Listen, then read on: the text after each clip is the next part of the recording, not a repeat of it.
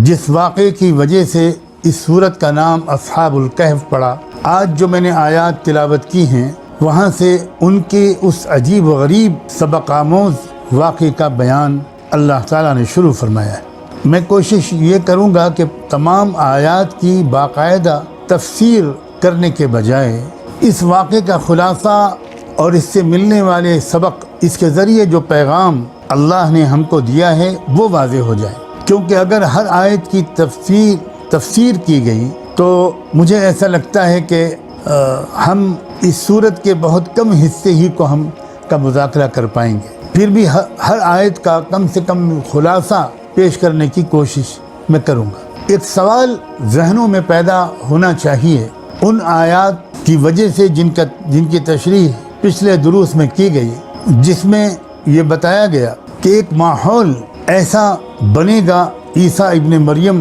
علیہ السلام کے بارے میں، اس غلط عقیدے کے نتیجے میں جو ایک یہودی صہیونی سازش کے نتیجے میں عیسیٰ علیہ السلام سے محبت کرنے والوں کے اندر داخل کر دیا گیا، اور ان کی غالب اکثریت نے اس غلط بات کو قبول کر لیا، اور وہ یہ کہ عیسیٰ خدا کے بندے اور پیغمبر نہیں بلکہ خدا کے بیٹے تھے۔ میں تفصیل سے عرض کر چکا ہوں کہ اس غلط عقیدے ہی کے نتیجے میں کیا کیا ہوا، کیا اختیارات حاصل ہو گئے پوپ کو اور چرچ کو، اس اتھارٹی کا، اس پاور کا کتنا غلط استعمال ہوا، مذہبی طبقے نے کیسا جبر ظلم کیا عوام پر، مذہب کی کتنی غلط تصویر پیش ہوئی، اور اس کی وجہ سے لوگوں کو مذہب سے کس قدر نفرت ہوئی، خدا سے نفرت ہوئی، خدا بیزاری تک بات پہنچی، خدا کے انکار تک بات پہنچی، ایک بغاوت کی کیفیت پیدا ہوئی۔ پروٹسٹنٹ تحریک، اور اس کے بعد پھر اس سے آگے بڑھ کر وہ کمیونزم جس میں خدا کا انکار،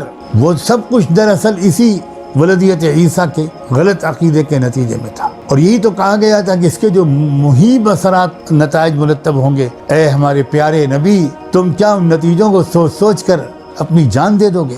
تو یہ ان نتیجوں کا ایک بیان ہو چکا ہے، میں ان کو اس وقت دہرانا نہیں چاہتا، کہ جو پھر مادیت کا غلبہ، روحانیت سے دوری، حیوانی تہذیب کا گھر گھر ہر کچے پکے گھر میں پہنچ جانا، یہ مغربی تہذیب جو دراصل فتنہ دجال ہے، یعنی اسی کے نتیجے میں ولادت عیسیٰ کے بارے میں جو عقیدہ آیا، یہی دنیا کو چلتے چلتے اس ماحول تک پہنچا دے گا جو ماحول دجال کے آنے کے لیے ضروری ہے۔ دجال کو جو ماحول درکار ہے، اور یانیت کا، بے حیائی کا، خدا کے انکار کا، مادہ پرستی کا، ظاہر پرستی کا، محسوس پرستی کا، غیبیات کے انکار کا، روحانیات سے دوری اور وحشت کا، اور صرف پیسہ اور صرف پیسہ اور صرف پیسہ۔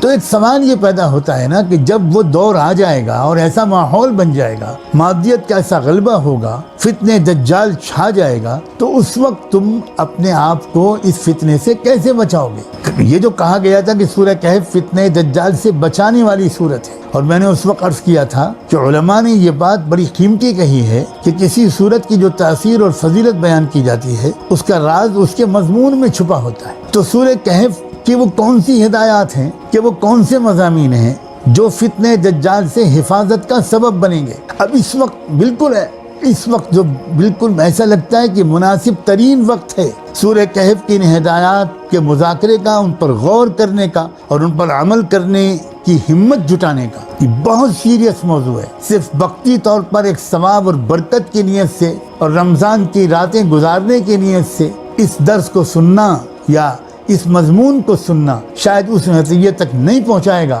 جس نتیجے کی امید میں یہ سلسلہ شروع کیا گیا۔ یہ تو لائف سیونگ ڈرگ ہے۔ ایمان کو بچانے اس کے لیے لازمی طور پر جو تدبیر اختیار کرنی ہے آپ اور ہم میں سے ایک ایک کو، وہ ہے یہ جو آج کا موضوع ہے۔ تو ایک سوال یہ یقیناً حساس لوگوں کے دل میں پیدا ہونا چاہیے، نہیں پیدا ہوا جس کے دل میں وہ اس پر اللہ سے موت معافی مانگے، اپنی بے حسی کو دور کرنے کا فیصلہ بھی کرے اور دعا بھی مانگے۔ اسی سوال کا جواب ہے ان آیتوں میں جن کا آج مذاکرہ ہوگا۔ ام حسبت ان اصحاب الکہف والرقیم کانوا من آیاتنا عجبا، کیا تم سمجھتے ہو اے محمد کہ کہف اور رقیم والوں کا جو قصہ تھا یہ کوئی بہت عجیب و غریب قسم کا واقعہ تھا؟ ایسا معلوم ہوتا ہے کہ اللہ تعالیٰ یہ کہنا چاہ رہے ہیں آج کی امت سے بھی کہ بھائی تم پر یہ جو سمجھ رہے ہو کہ یہ موجودہ ماحول کے خراب اثرات سے پہلی بار تم دو چار ہوئے ہو، یہ غلط ہے تمہارا خیال۔ نہیں، اس سے پہلے، بالکل اس سے پہلے اسی طرح کے حالات آ چکے ہیں، جبکہ ایمان کو بچانا ناممکن ہو گیا تھا،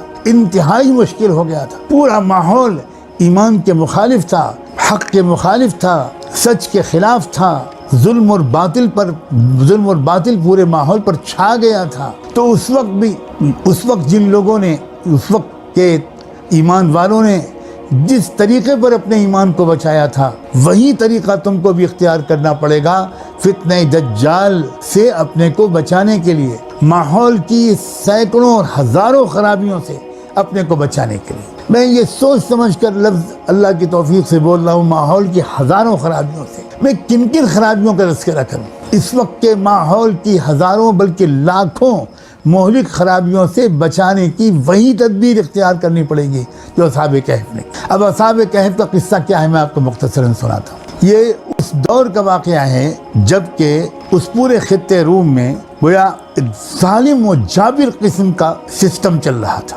زبردست ظلم ہو رہا تھا، اور لوگوں کو بالکل اجازت نہیں تھی کہ وہ سچائی کو قبول کریں، ایمان کا راستہ اختیار کریں، نیک زندگی کا راستہ اختیار کریں۔ مجبور کیا جا رہا تھا لوگوں کو کہ تم مورتی پوجا والے دھرم کو پر ہی تم کو رہنا پڑے گا، اجازت نہیں ہے بالکل توحید کو قبول کرنے کی، نبیوں کے راستے پر چلنے کی، ماحول کی خرابیوں کو چھوڑنے کی بالکل اجازت نہیں۔ سخت جبر و تشدد تھا۔ اس بگڑے ہوئے سماج میں ایک عجیب واقعہ پیش آیا کہ بستی سے ذرا ہٹ کر ایک نوجوان باہر نکل کر اس صورتحال پر غور کرنے اور اپنے رب کو پکارنے کے ارادے سے باہر کہیں نکل کر کسی پیڑ کے نیچے شاید بیٹھ گیا۔ اکیلا تھا وہ، لیکن تھوڑی دیر کے بعد ایک بندہ اور آیا۔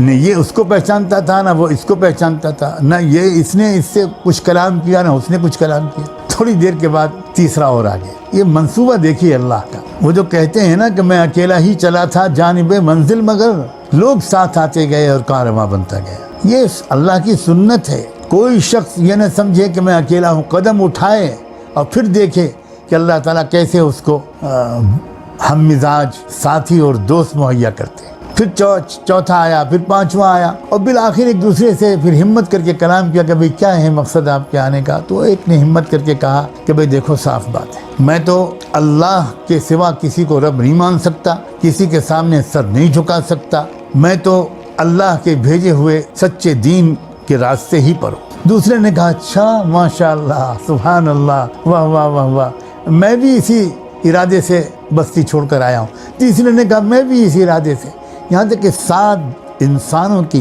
جن کا درد ایک تھا، جن کا غم ایک تھا، ان کی ایک جماعت بن گئی۔ اور پھر ان لوگوں کو ہمت بنی، انہوں نے کہا کہ بھائی ایک بار جا کر ہم لوگ اس حکمراں سے بات تو کریں، اس کو سمجھانے کی کوشش کریں۔ اور وہ وہاں گئے، وہاں بادشاہ سے ان کی گفتگو ہوئی۔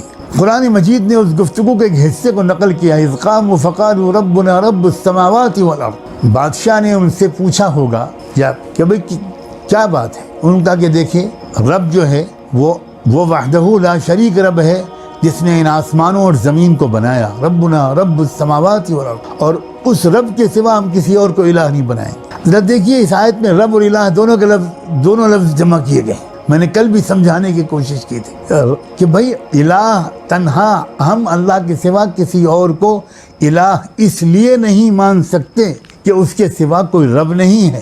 یہ بہت بنیادی دلیل ہے توحید کی۔ اس کو اب ایکسپینڈ کریں کہ ایک شاندار آرگومنٹ بنے گا۔ کئی خدا، کئی الہ کیسے ہو سکتے ہیں بھائی؟ کون سی لاجک ہے جو اس کو جسٹیفائی کرے گی؟ ان نوجوانوں نے بھی عجیب و غریب ہمت اور یقین کے ساتھ، قرآن گواہی دے رہا ہے نا ان کے بارے میں، انہم فتیۃ آمنوا بربہم، یہ وہ نوجوان تھے، قرآن کہہ رہا آمنوا بربہم، جن کو اپنے رب پر بھرپور یقین تھا، یقین کامل تھا ان کو اپنے رب پر، وزدناہم ہدی۔ اور جب دل میں یقین آ جاتا ہے تو اللہ تعالیٰ دل کھول دیتے ہیں، دماغ روشن کر دیتے ہیں۔ فرمایا ہم نے ان کو خوب رہنمائی فرمائی، یعنی کیا کیا ان کے دل کی کیفیتیں ہوں گی، کیسا شرح صدر ہوگا، کیسا اطمینان ہوگا، کیسے دلیلیں ان کو سمجھ میں آتی ہوں گی، کیا بصیرت ہوگی، کیا فراست ہوگی، کتنی گہری سمجھ ہوگی ان نوجوانوں کی۔ آپ سے گزارش ہے کہ آپ چینل کو سبسکرائب کریں تاکہ اس سیریز کے آگے کی ویڈیو آپ مس نہ کریں۔ اس ویڈیو کو لائک کریں اور شیئر کرنا نہ بھولیں۔